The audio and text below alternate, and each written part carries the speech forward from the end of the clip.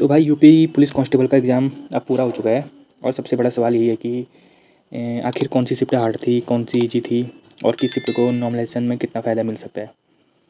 तो आज की जो वीडियो है हम इसी बारे में बात करने वाले हैं, लेकिन उससे पहले एक चीज़ मैं क्लियर कर देता हूँ।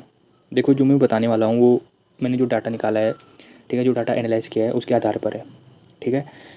और एक बात और, बहुत सारे बच्चे यूपीएससी की कट ऑफ को इस एग्ज़ाम से कंपेयर कर रहे हैं, लेकिन तो बहुत सारे बच्चे यूपीएससी की कट ऑफ को एग्ज़ाम से कंपेयर कर रहे हैं, लेकिन मेरे हिसाब से ऐसा करना बिल्कुल भी सही नहीं है, क्योंकि कट ऑफ सिर्फ एक चीज़ पर नहीं जाती है, उसमें एग्ज़ाम का लेवल, वैकेंसी, नॉर्मलाइजेशन, कंपटीशन और दूसरे कई फैक्टर काम करते हैं। इसलिए अभी अगर कोई बहुत सटीक कट ऑफ बता रहे हैं तो आपको थोड़ा सावधान रहने की ज़रूरत है, ठीक है। और अब एक और चीज़ और समझ लो, हर किसी को अपनी शिफ्टें सबसे हार्ड लगती है, ये बिल्कुल नॉर्मल बात है। अगर मैं अपनी शिफ्ट की बात करूँ तो मुझे भी मेरी शिफ्टें हार्ड लग सकती है, ठीक है, पर ऐसा नहीं था, मेरी शिफ्ट बहुत ईजी थी, ठीक है। लेकिन सिर्फ अपने अनुभव के आधार पर पूरी परीक्षा का लेवल तय नहीं किया जा सकता, ठीक है। जो मेरी शिफ्ट थी, ठीक है, जो मेरी शिफ्ट थी वो थी 8 की दूसरी शिफ्ट, जो मुझे बहुत ईजी लगी और डाटा के हिसाब से भी वो ईजी है ना। क्योंकि हमने सिर्फ अपनी शिफ्ट में एग्ज़ाम दिया होता है, बाकी बाकी जो 5 शिफ्ट का हमको कोई पता नहीं होता है, ठीक है। जब हम दूसरे की शिफ्ट का पेपर देखते हैं तो अक्सर हमको आसानी लगता है, क्योंकि तब एग्ज़ाम का प्रेशर नहीं होता है।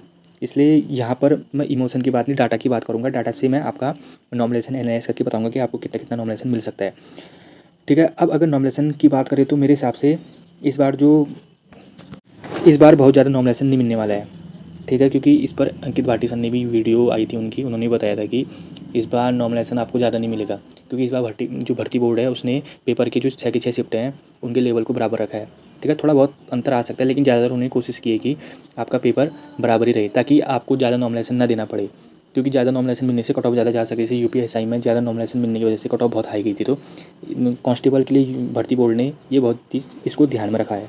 कारण सीधा सा है, सभी शिफ्टों का जो लेवल है बहुत बड़ा अंतर देखने को मिल सकता है, और ये एक अच्छी बात है, क्योंकि जब शिफ्ट के बीच अंतर कम होता है तो नॉमिनेशन भी कम रहता है।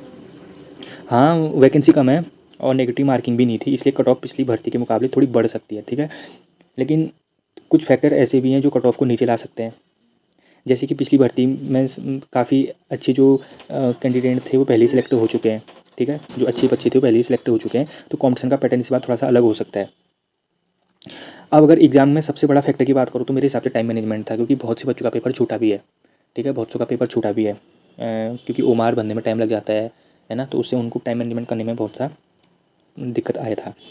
तो तो ऐसे हज़ारों बच्चे होंगे जिनका स्कोर सिर्फ तैयारी से नहीं बल्कि टाइम की कमी की वजह से छूटा हुआ हो। तो इसलिए सिर्फ कुछ हाई स्कोर वाले बच्चों को देखकर पूरा कॉम्पिटिशन का अंदाज़ा नहीं लगाया जा सकता है। अब बात करते हैं सबसे ज़रूरी चीज़ की, ठीक है। जो मैंने डाटा एनालाइज़ किया उसके हिसाब से जो रैंकिंग निकल के आई है नॉमिनेशन की, उसमें सबसे हार्ड शिफ्ट दिखाई दे रही है वो 8 जून की पहली शिफ्ट है, ठीक है। इसके लिए अनुमानित जो नॉमिनेशन है वो लगभग इनको 11 नंबर का मिल सकता है। उसके बाद है 9 जून की दूसरी शिफ्ट, जिसमें लगभग इनको 9 नंबर का नॉमिनेशन देखने को मिलेगा। और तीसरा नंबर पे है 10 जून की दूसरी शिफ्ट, जहाँ पर लगभग तीसरे नंबर में है 10 जून की दूसरी शिफ्ट, जहाँ पर इनको जो नॉमिनेशन मिलेगा वो मिलेगा 7 नंबर तक, ठीक है। और चौथे नंबर पर है 10 जून की पहली शिफ्ट, जिसमें लगभग इनको 6 नंबर का नॉमिनेशन मिल सकता है। और पाँचवें में है 8 जून की दूसरी शिफ्ट, जो मेरे को आसान लगी। मेरी भी शिफ्ट यही थी, दूसरे 8 जून की दूसरी शिफ्ट, जहाँ पर लगभग 2 या 3 नंबर का नॉमिनेशन मिल सकता है, ठीक है। और सबसे ईजी शिफ्ट में कहूँ तो वो है 9 जून की पहली शिफ्ट, जहाँ पर इनको नॉमिनेशन नहीं मिल सकता है, ठीक। कुछ कहेंगे कि गलत डाटा है, वो है भाई, मैं जैसा मेरा एनालाइज किया है जो डाटा के हिसाब से, उस हिसाब से तो यही आ रहा है कि 9 जून की जो पहली शिफ्ट है उसको नॉमिनेशन नहीं मिल सकता है। अब एक बार फिर से बता दूँ, ये कोई ऑफिशियल आंकड़े नहीं है, ठीक है। कोई ऑफिशियल नहीं है, ये सिर्फ अभी तक जो मेरे को डाटा मिले हैं, जो कुछ स्टूडेंट ने रिस्पॉन्स दिया है उसके आधार पर मैंने एनालाइज़ किया है, ठीक है। अब कट ऑफ को लेकर एक बात कहना चाहूँगा कि कोई भी यूट्यूबर 100% कट ऑफ आपकी नहीं बता सकता है कि, ठीक है। कोई भी यूट्यूबर है जो वो 100% सटीक कट ऑफ नहीं बता सकता है। कोई बताएगा 230 है, कोई बोलेगा कि 240, कोई बोलेगा 250, कोई 260 बता देगा। अगर आप हर वीडियो देखकर अपना मूड बदलोगे, है ना, तो रिजल्ट आने तक सिर्फ आपको टेंशन ही मिलेगा, आप सिर्फ टेंशन ही लेते रहोगे। अगर आपके नंबर किसी भी अनुमानित कट ऑफ से 10 या 15 नंबर कम भी हैं, तभी फिजिकल की तैयारी मत छोड़ना, क्योंकि नॉमिनेशन में बाकी फैक्टर के बाद भी बहुत कुछ बदल सकता है। और अगर आपके नंबर अच्छे हैं तो फिर ज़्यादा मेहनत करो, क्योंकि अभी कुछ भी फाइनल नहीं हुआ है। तो फिलहाल मेरा यही कहना है कि एग्ज़ाम हो चुका है, 2 से 3 दिन तक एनालाइज देख लो, है ना। लेकिन उसके बाद अगले एग्ज़ाम की तैयारी शुरू कर दो। कट ऑफ और नॉर्मलाइजेशन के पीछे पूरा समय बर्बाद मत करना, ठीक है।